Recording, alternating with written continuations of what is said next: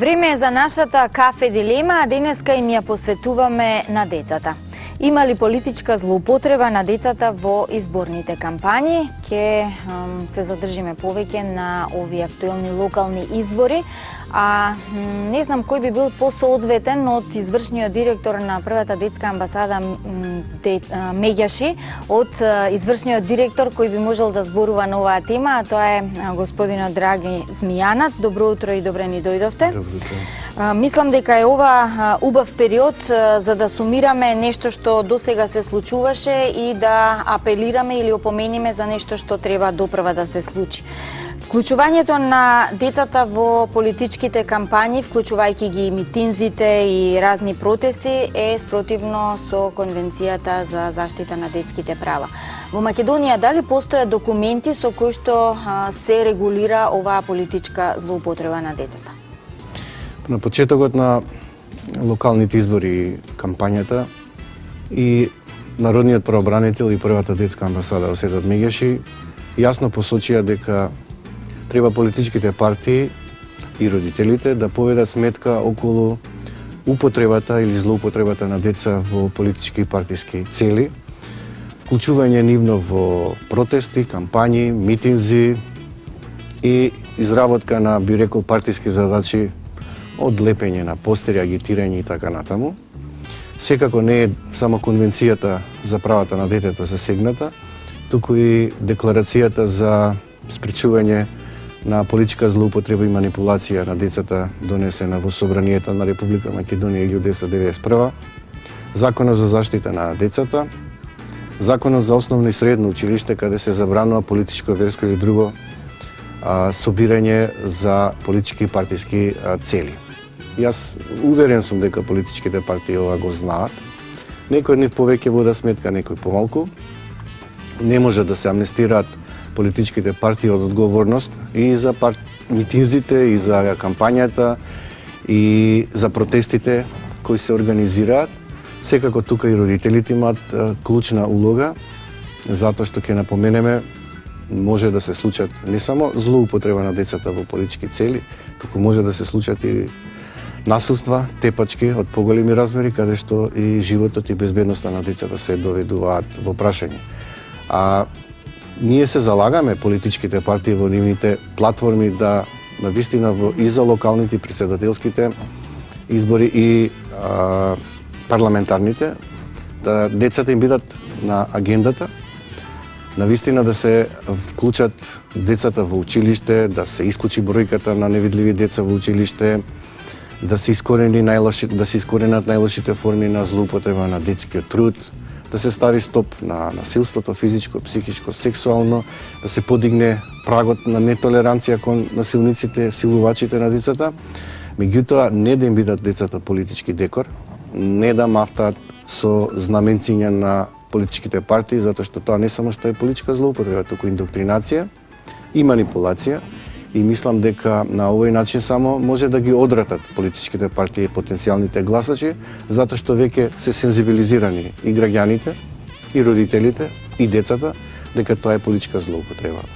Ние сме реагирале и бараме, мислам дека клучна улога во оваа злоупотреба и детектирање, затоа што нас граѓаните преку нашите социјални мрежи ни праќаат и фотографии од одредени настани каде што политичките партии не повеле доволно сметка или биле занесени од тоа, мислејќи дека ако има деца, дека на тој начин ќе им се доближат повеќе кон потенцијалните гласачи. Мислам дека за ова треба Народниот правобранител да се произнесе и ако навистина има реакција конкретна, да поведе и да побара одговорност од политичките партии. Јас не случајно го почнав разговорот со она што значи законска рамка и документ со кој што се казнува или се уредува политичката злоупотреба на децата. Зошто го поставив тоа прашање? Во Македонија години наназад сме имале многу пати избори. До сега сте апелирале и вие, бидејќи такви појави имало. И сме апелирале и сме реагирале. И сте реагирале. Морам да бидам коректен, имаше една кампања господинот Пенов за градоначелник, с кога веќе сме во контекст на локалните избори.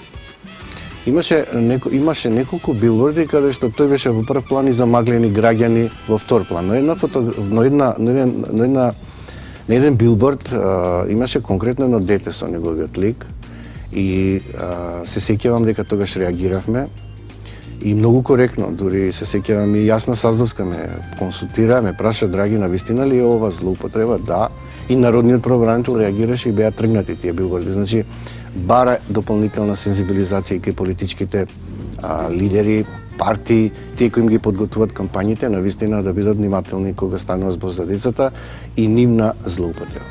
Но, доколку имаме поинаква ситуација на апелирање, реагирање, опоменување да не превземат ништо.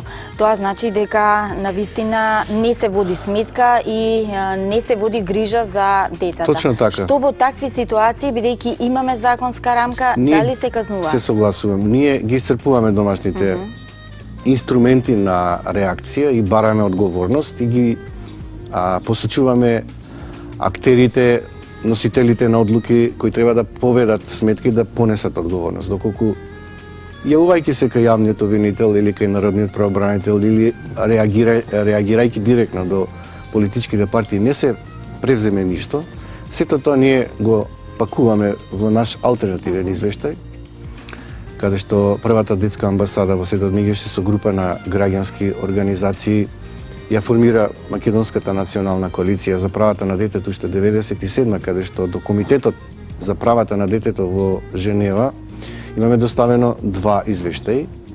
Го нотираме, го забележуваме тоа како појава, го документираме, го архивираме и доколку Комитетот за правата на детето го препознае како едно од прекршување на правата на детето согласно со Конвенцијата за правата на детето, дава препораки до владата во наредниот период такви појави да се искоренат и тоа влегува како негативна препорака и конотација во однос на државата Република Македонија како потписник на Конвенцијата за правата на детето и сите факултативни протоколи кои следат со неа. Така. Сега сме на чекор до вториот круг, второто гласање на локалните избори. До сега дали увидовте некои неправилности? Во првиот круг да, мислам во првиот круг да имаше и праќа граѓани, до сега се уште не сме регистрирале. Мислам дека после нашите апели и реакции се поведе поголема сметка, се преиспита одговорните креатори на кампањите. Таму сигурно има и луѓе кои се одговорни за јавноста и негативностите кои може да следат по интересите на политичките партии. Ја мислам дека политичките партии повеќе се засегнати од тоа дали граѓаните ќе го препознаат тоа како злоупотреба или не, отколку дали тие сакаат да ги злоупотреба децата или не. Мислам дека не е се уште доволно сензибилизирана партиската структура околу употреба или злоупотреба на деца за партиски цели, но бидејќи граѓаните се тие кои наблюдуваат, гледат, следат, мерат и го даваат последниот глас, мислам дека од интерес да ги добијат симпатиите на граѓаните ќе поведат сметка да не ги користат, злоупотребуваат децата за партиски политички цели. Дали тоа значи во споредба со минатите избори овие многу помалку случаи имаше на злоупотреба политичка? Да. Веќе се некои политички партии веќе се дистанцираат, повеќе внимаваат. Тие кои не внимаваат доволно во занесениот, би рекол, кампањата која ги води кон некаков начин еуфорија, не водат сметки за овакви многу битни детали околу тоа дека граѓаните како гласачи се веќе не само сензибилизирани, туку веќе се информирани што е употреба, што е злоупотреба. Што значи да детето биде топ на агендата, како што напоменав, градоначалниците во нивните настапи многу често се пофалуваат колку улици ќе изградат, колку мостови, градинки и така натаму.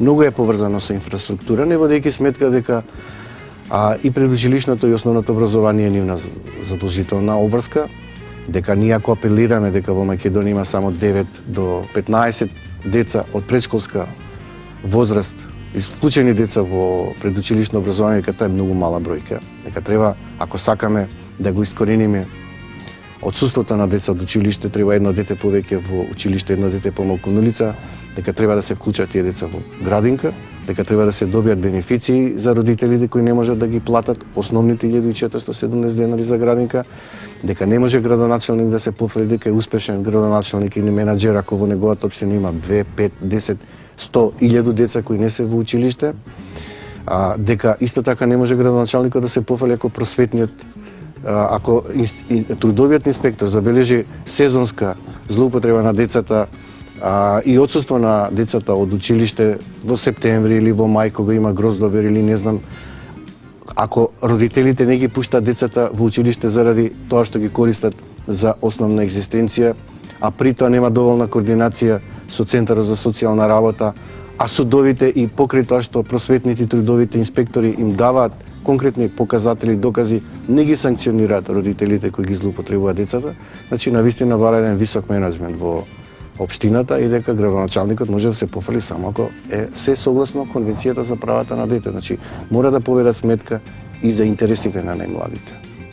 Се согласувам со вас, меѓутоа сакам и еден друг сегмент во оваа политичка злоупотреба да опфатиме, а тоа е многу важен сегмент, а тоа се родителите, односно семејството. Настрана од политичките партии, во нашава земја се исполитизира и семејните ручеци, се повеќе се зборува дома на маса за кого ќе се гласа, за градоначалници, за политичари, за парламенти, децата сето тоа го слушаат, па затоа имаме и чести слики на деца по улици кои што зборуваат политички работи или пак лепат плакети или пак сте на митинзите. Колку можеме да влијаеме на родителското воспитување во оваа насока? Секогаш родителите се клучни, не смееме да ги исклучиме во влијанието кое го пренесуваат колку што се децата нормално помали,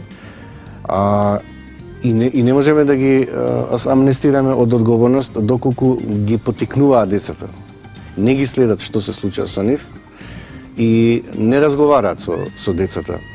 Ако тоа е еден проблем. Втор проблем е ако родителите се, би рекол, партиски активисти или членови на одредена политичка партија, погрешно е ако родителот ја превзема на себе одговорноста и му го посочува патот на детето и неговата единствена опција, дека тоа е најдобра опција за детето, затоа што детето има право на избор. Може би ќе биде спротивно на убедувањата кога ќе биде полнолетен од она што родителот го следи. Значи на децата треба да им се дадат можности за избор, може да бидат информирани, но не треба да бидат злоупотребени.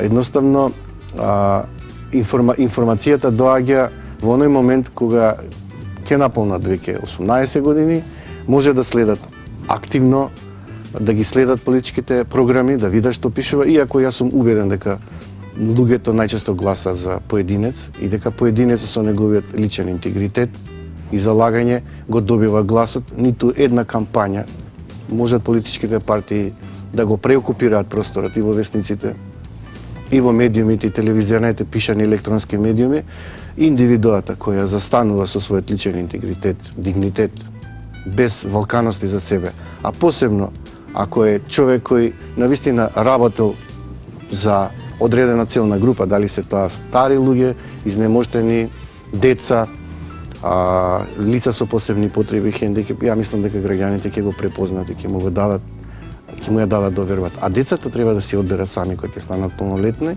и треба да имаат еден резервен однос со страна на родителите, да го следат можеби примерот, но не да бидат убедени дека тоа е најдобро за нив.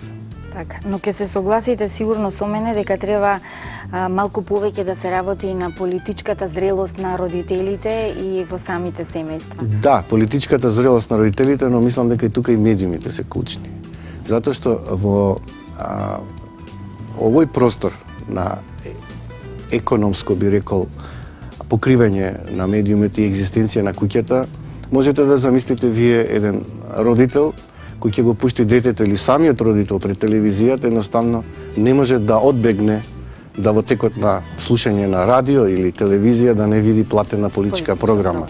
И колку и да менувате канали на радиото или на телевизијата, вие едноставно сте обседнати. А можете да замислите колку тоа влие пак на детето. А секоја телевизија како концесионер мора да продуцира и одредени програми наменети за децата. Значи, имаме дефицит на едукативни програми за деца. Децата едноставно им е узурпиран просторот со политика. Било кој портал да го вклучите во моментов, или било која телевизија, или било кој радио, едноставно зрачат со политички маркетинг, платен, и децата веќе се поистоветуваат со нивните условни лидери и стануваат на некој начин партиски војници, следбеници за многу мала, ситна, некогаш надокнада или некоја мајчка или некоја капа, и на тој начин се создаваат табори. Едноставно децата се раздружуваат по партиска линија, не само по верска, национална, социјална, во моментов се разделени по партиска линија и многу често знаат меѓу себе да говорат како политичарите што говорат со омраза, со шовинизам, со национализам, едноставно немаат доволно топлина во нивните срца, затоа што тие кои се донесувачи на одлуки се исто така обседнати со омраза, шовинизам, национализам, говорот кој го восприемат и возрастните и децата, за жал. Јас би сакала разговорот да го завршиме со порака од ваша страна, со апел. Пред нас стои уште едно гласање, па еве овој период да го искористиме малку да ги стипниме страстите, внимавајќи на децата. Па јас би се насочил прво кон родителите, да не дозволат на вистина да бидат нивните деца декор на политичките партии по никој услов, а веќе тие како возрастни, полнолетни, совесни, одговорни граѓани да го дадат гласот на тој или на таа кандидат или кандидатка кој навистина најмногу ќе стори за нивните деца. И тоа нека биде нивен главен мотив, а не партискиот мотив, не платениот политички мотив, туку мотивот за иднината на нивните деца. А децата да се препуштат на образование, на игра и што помалку да бидат обседнати со политиката, затоа што тој бенефит они во моментов не може да го оплодуваат. Едноставно за тоа треба сепак да носат одлуки родителите кој ќе биде избран во наредниот мандат. Ви благодарам за учеството во утринската програма. И јас вам која поканам. Понекогаш и возрастните може да бидат изманипулирани токму во овој период кога треба да гласат. Еве уште еден прилог кој што може би ќе ве асоцира на некаква манипулација, но како и да е, најавувам дека ќе зборувам